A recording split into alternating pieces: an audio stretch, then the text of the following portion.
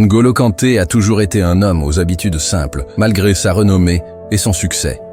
Même avec des millions sur son compte en banque et un CV rempli de titres, il n'a jamais perdu son essence.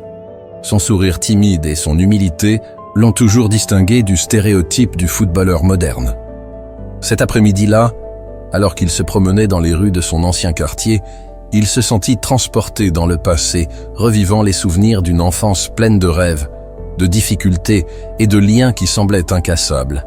Les rues de Paris où il a grandi avaient une odeur particulière, un mélange de boulangerie cuisant des baguettes fraîches et d'asphalte chaud après la pluie. Le bruit des enfants jouant au foot avec des ballons usés, les discussions des dames sur les balcons, l'écho lointain des klaxons. Tout là-bas faisait partie de qui il était. Il se souvient avoir couru pieds nus sur ces mêmes trottoirs, joué chaque match, comme s'il s'agissait d'une finale de Coupe du Monde, rêvant d'un avenir où il pourrait changer la vie de sa famille.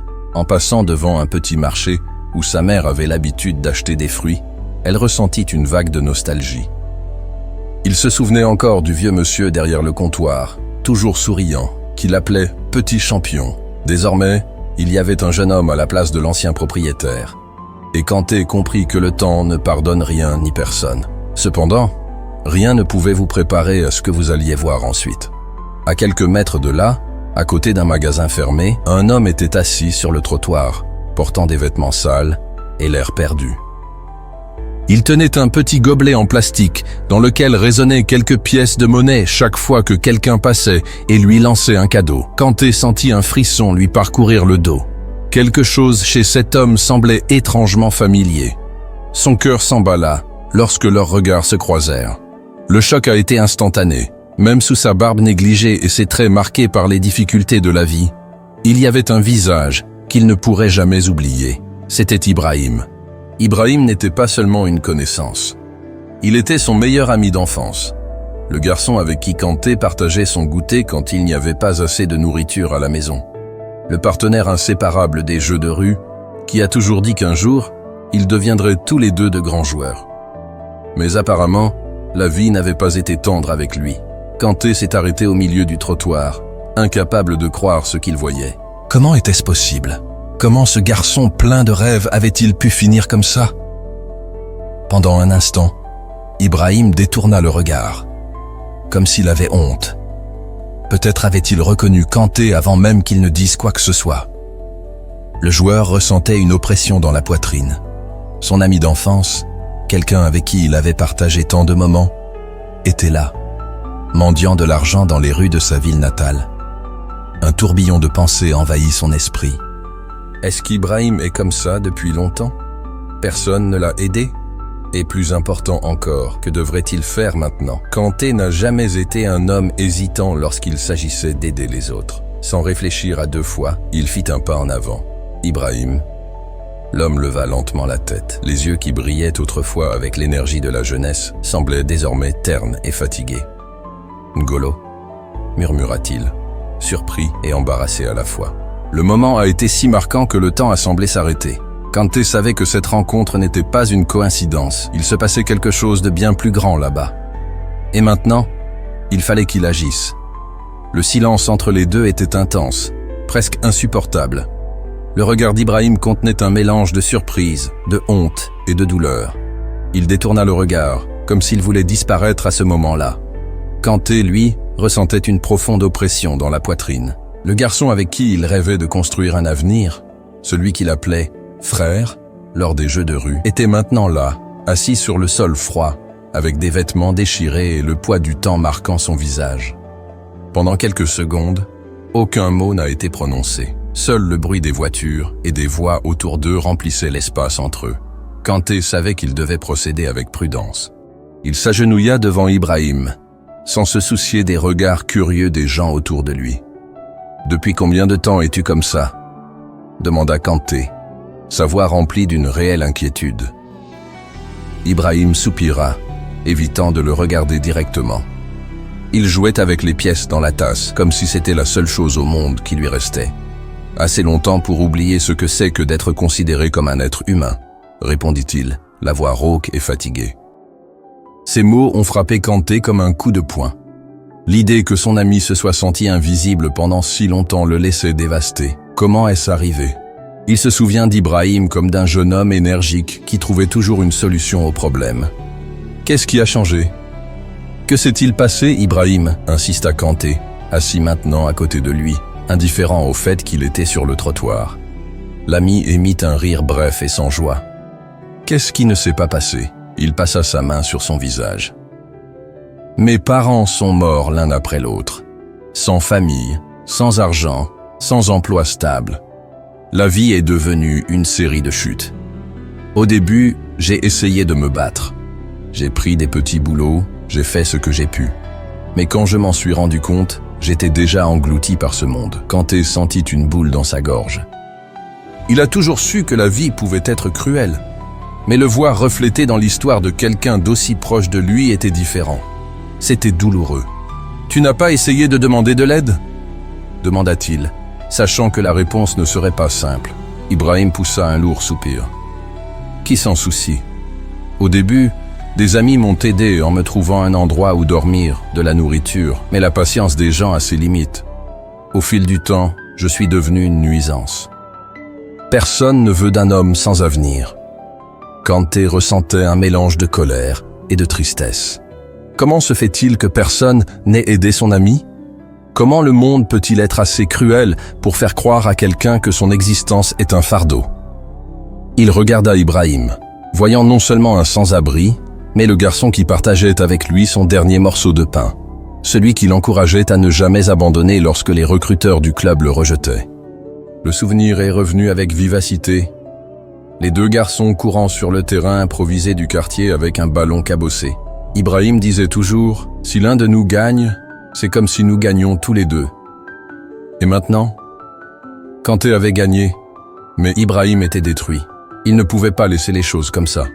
« Tu peux encore t'en sortir », dit Kanté d'une voix ferme. Ibrahim laissa échapper un rire amer. « Je n'ai plus rien, N'Golo. » Kanté tendit la main. « Tu m'as toujours. » La phrase restait suspendue dans l'air. Ibrahim le regarda enfin, et pour la première fois, une lueur d'espoir apparut dans ses yeux. Kanté savait que ce moment était crucial. Soit il continuerait son chemin et oublierait cette scène, comme tant d'autres l'ont fait, soit il changerait le destin de son ami. Il avait déjà pris sa décision. « Viens avec moi, Ibrahim », dit Kanté en se levant et en attendant que son ami fasse de même. Ibrahim hésita. Peut-être n'était-il pas habitué à recevoir des gestes de gentillesse, mais au bout d'un moment, il prit la main de Kanté, et dans ce simple acte, quelque chose a changé. Leur histoire était sur le point de recommencer. Ibrahim sentit la main de Kanté tenir la sienne, ferme et chaleureuse, comme si elle lui rappelait qu'il existait toujours, que quelqu'un se souciait encore de lui. Pendant un moment, il hésita. Cela faisait si longtemps que personne ne l'avait traité comme son égal qu'il avait presque oublié ce que cela faisait. Mais quand il a regardé Kanté dans les yeux, il a vu quelque chose qu'il n'avait pas vu depuis des années, la sincérité. Les deux commencèrent à marcher ensemble dans les rues du quartier, désormais en silence. Ibrahim était encore abasourdi. Il se demandait si c'était réel ou juste un rêve passager, une illusion qui se dissoudrait une fois que Kanté aurait à nouveau disparu de sa vie. Mais le joueur ne semblait pas être quelqu'un qui allait simplement s'en aller. Sans rien dire, Kanté a emmené Ibrahim dans un petit restaurant du coin, là où ils avaient l'habitude de manger étant enfants. L'odeur de nourriture chaude remplissait l'air, et Ibrahim réalisa qu'il n'avait pas goûté de bons repas depuis longtemps. « Mange, frère !» dit Kanté en posant une assiette devant lui. Ibrahim hésita. L'orgueil l'empêchait d'accepter de l'aide si facilement, mais la faim parlait plus fort. Il prit la fourchette et porta la première bouchée à sa bouche. Le goût était si simple et pourtant si réconfortant qu'il sentit ses yeux se remplir de larmes. « Je ne sais pas quoi dire », marmonna-t-il en continuant à manger. Kanté sourit calmement. « Alors ne dis rien. Mange juste. » Le silence entre eux n'était pas gênant. Au contraire, c'était plein de sens. Ibrahim s'est rendu compte que, même après tant d'années, même après que leur vie ait pris des chemins si différents, Kanté voyait toujours en lui le même ami d'enfance. Après avoir terminé leur repas, Kanté rompit enfin le silence. « Je veux t'aider, Ibrahim, mais j'ai besoin de savoir si tu veux être aidé. » Ibrahim fixait le verre d'eau dans ses mains. Les paroles de Kanté résonnèrent en lui. Voulait-il être aidé? Ou avait-il déjà accepté sa situation? Il prit une profonde inspiration avant de répondre. Je ne sais pas si je suis capable de changer. Kanté se pencha en avant, posant ses coudes sur la table. Nous le sommes tous. Nous avons juste besoin d'une chance. Ibrahim rit sans humour. Tu crois que c'est si facile? Non, je sais que ce n'est pas le cas, dit Kanté. Mais le chemin devient plus facile quand on a quelqu'un à ses côtés. Ibrahim resta silencieux pendant un long moment. Personne ne lui avait jamais dit une chose pareille.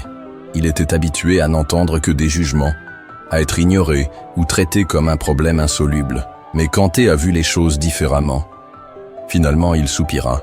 « Et que proposez-vous » Le sourire de Kanté s'agrandit. « Tout d'abord, nous allons vous donner un endroit décent où dormir ce soir. Ensuite, nous verrons ce que nous pouvons faire à partir de là. » Ibrahim sentit son cœur battre plus vite. Il ne voulait pas trop se faire d'illusions, mais pour la première fois depuis des années, il ressentait de l'espoir. Kanté a payé l'addition et les deux ont quitté le restaurant. Ils se sont dirigés vers un petit hôtel où le joueur a insisté pour payer une chambre pour Ibrahim. Lorsqu'ils entrèrent, l'ami regarda autour de lui, étonné par la luxueuse simplicité du lieu. « C'est trop, Ngolo, je ne peux pas l'accepter. » Kanté posa une main sur son épaule. « Peut-être que oui. Et il acceptera. » Ibrahim resta immobile un moment, puis hocha la tête, permettant enfin à la gentillesse de Kanté de l'atteindre. Alors qu'il prenait un bain chaud pour la première fois depuis des années, Kanté ressentit une satisfaction tranquille. Ce n'était que le début. Il savait qu'un long voyage l'attendait, mais il était prêt à marcher aux côtés de son ami, comme cela aurait toujours dû être le cas. Ibrahim s'est réveillé en ressentant quelque chose d'étrange. Pendant un instant, son corps se tendit, comme s'il était préparé au froid du sol dur ou au regard méfiant des gens qui l'entouraient. Mais quand il ouvrit les yeux, il réalisa qu'il était dans un vrai lit, avec des draps propres et doux, le plafond blanc, la lumière filtrant à travers les rideaux et l'odeur de savon encore sur sa peau lui firent ressentir la réalité d'une manière inattendue. Il était propre, il avait chaud. Il était en sécurité. C'était un sentiment que je n'avais pas ressenti depuis des années. Lorsqu'il quitta la chambre, il trouva Kanté qui l'attendait dans le hall de l'hôtel. Le joueur a souri en le voyant. « Avez-vous bien dormi ?» Ibrahim hocha la tête, toujours sans trouver les mots pour décrire tout ce qu'il ressentait. « J'ai des choses pour toi », dit Kanté en lui tendant un sac. Ibrahim l'ouvrit et trouva un ensemble de vêtements neufs, des baskets et un manteau. Il regarda Kanté avec de grands yeux. « Ngolo, c'est trop. C'est le moins. Tu as besoin d'une seconde chance et je veux t'aider à l'obtenir. » Les deux sont partis ensemble et sont allés chez un coiffeur. Ibrahim se tendit en voyant son reflet dans le miroir. Son visage ressemblait à celui d'un étranger. Ses cheveux longs et hirsutes, sa barbe hirsute. Pendant des années, il a évité de se regarder, sachant qu'il n'y verrait qu'un souvenir de son échec. Mais pendant que le coiffeur travaillait, il commença à voir un autre homme apparaître dans le miroir. Quand tout fut terminé, Ibrahim toucha son visage avec surprise. Il s'est à peine reconnu. « Es-tu prêt à recommencer ?» a demandé Kanté. Ibrahim déglutit difficilement. Ce moment était effrayant et libérateur à la fois. Il voulait dire oui, mais une partie de lui craignait encore d'échouer une fois de plus. « Et si je ne peux pas ?» Sa voix était presque comme un murmure. Kanté posa une main ferme sur son épaule. « Alors, on réessaye. » Ces mots étaient plus puissants que tout ce qu'Ibrahim pouvait entendre. Pour la première fois depuis des années, il ne se sentait pas seul. L'étape suivante fut un centre de réinsertion sociale, où Kanté lui présenta des personnes susceptibles de l'aider à trouver un emploi et à se réinsérer dans la société. Ibrahim a répondu honnêtement aux questions, en racontant son histoire et ses difficultés. À la fin de la journée, on lui a offert une opportunité d'emploi dans un petit entrepôt, un travail simple, mais le premier pas vers son rétablissement. En quittant le centre, Ibrahim regardait Kanté avec les larmes aux yeux. « Je ne sais même pas comment te remercier. » Le joueur a fait un sourire humble. « Vise simplement la vie que tu as toujours méritée. » Ibrahim sentit une oppression dans sa poitrine. C'était comme si une porte qu'il croyait verrouillée depuis des années s'ouvrait enfin. Et cette fois, il était prêt à le traverser. Les jours passèrent, et Ibrahim commença à reconstruire sa vie. une étape à la fois. Travailler à l'entrepôt lui a donné une nouvelle routine, une raison de se lever chaque matin. Au début, c'était difficile. Il n'était pas habitué à suivre des horaires, à assumer des responsabilités. Mais chaque fois qu'il pensait à abandonner, il se souvenait des paroles de Kanté. « Si nous tombons, nous réessayerons ». Et c'est ainsi qu'il a continué à avancer. Avec son premier salaire, elle s'achète de nouveaux vêtements et économise pour louer une petite chambre dans une modeste pension. Ce n'était pas luxueux, mais c'était le sien. Pour la première fois depuis des années, il avait un endroit qu'il pouvait appeler chez lui. Kanté a tout suivi de près. Même avec sa routine intense d'entraînement et de jeu, il tenait à vérifier l'état de son ami. Parfois, il apparaissait à l'entrepôt à l'improviste juste pour dire bonjour et demander s'il avait besoin de quelque chose. Ibrahim répondait toujours avec un sourire sincère. « Je dois juste continuer. » Et cela a continué. Des mois plus tard, Ibrahim a eu l'une des plus grandes surprises de sa vie. Kanté l'a invité à assister à l'un de ses matchs. Au début, Ibrahim était réticent. « Je ne pensais pas appartenir à ce monde. » Mais Kanté a insisté, et pour la première fois depuis longtemps, il s'est assis dans un stade, au milieu de la foule, regardant son ami briller sur le terrain. C'était surréaliste. Le garçon avec qui il jouait pieds nus dans la rue était désormais l'un des joueurs les plus respectés au monde. Mais ce qui a le plus impressionné Ibrahim, ce n'est pas le talent de Kanté, c'était son cœur. Après le match, Kanté s'est approché de lui dans les tribunes et lui a dit quelque chose qu'Ibrahim n'oublierait jamais. « Vous faites aussi partie de cette victoire. Je n'ai jamais oublié nos promesses d'enfance. Si l'un de nous gagnait, nous gagnerions ensemble. » Ces mots envahirent Ibrahim comme une vague d'émotions brûlantes. Il s'est rendu compte que leur amitié n'avait jamais été synonyme de succès ou d'échec, mais plutôt de soutien inconditionnel. Inspiré par le geste de Kanté, Ibrahim a commencé à rendre l'appareil à l'aide qu'il avait reçue. Il a commencé à visiter des refuges, à parler à d'autres sans-abri, à leur montrer qu'il y a toujours un moyen de revenir en arrière. Il est devenu un exemple vivant, que personne n'est hors de danger du salut, tant qu'il y a quelqu'un qui croit en lui. Des années plus tard, Ibrahim n'était plus l'homme qui demandait l'aumône sur le trottoir. Aujourd'hui, il travaille sur un projet social qui aide les sans-abri à se remettre sur pied, tout comme Kanté l'a fait pour lui. Leur histoire ne concernait pas un joueur célèbre qui aidait un vieil ami. Il s'agissait d'une véritable amitié, de la conviction que lorsque nous tendons la main à quelqu'un, nous pouvons changer le cours de la vie de cette personne pour toujours. Et c'est ainsi que N'Golo Kanté n'a pas seulement aidé un ami à se remettre sur pied, il a changé un destin. Si cette histoire vous a ému et vous a fait réfléchir au pouvoir de l'amitié et des secondes chances, n'oubliez pas de laisser un like. Cela nous aide à vous proposer des histoires plus percutantes comme celle-ci. Et si vous n'êtes pas encore abonné, abonnez-vous à la chaîne et activez la cloche pour ne rien manquer de nos contenus. Maintenant, dites-moi, qu'avez-vous pensé de cette histoire? Laissez votre commentaire ci-dessous.